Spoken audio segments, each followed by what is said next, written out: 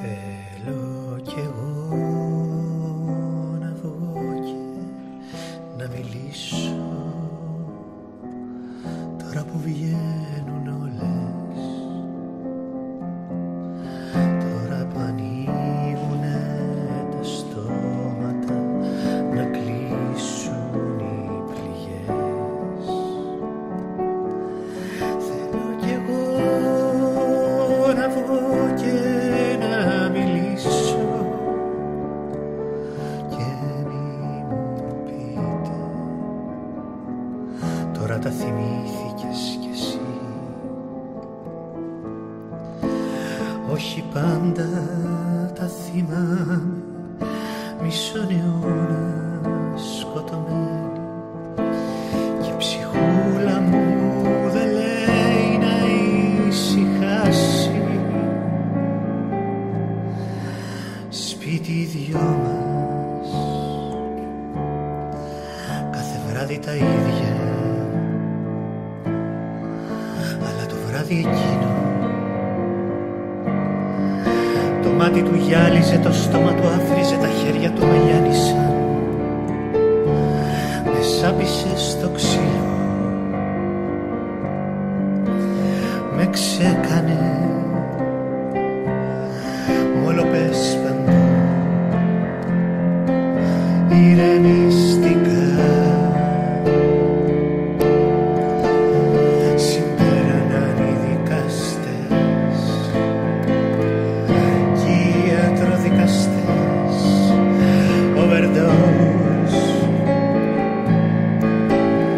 αθώος ο κατηγορούμενος, γι' αυτό δεν ησυχάζω. Αχ, να υπήρχαν ηρεμιστικά για πεθαμένους. Τα βράδια η ψυχούλα μου γυρνάει τρομαγμένη στο ψεύτικο ποτάμι που φτιάξαν τα λεφτά του. Χλωμία αναμαλιασμένη, το νυχτικό μου από τα νύχια του σκισμένο.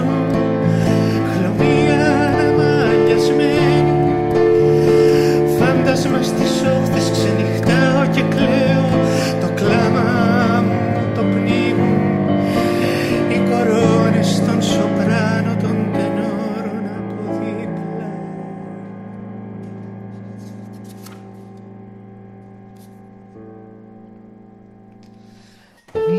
Πνίγεται το δάκρυ μου στο ψεύτικο ποτάμι, πνίγε τη φωνούλα μου η τελευταία μη. Απόψε δεν κλαίω,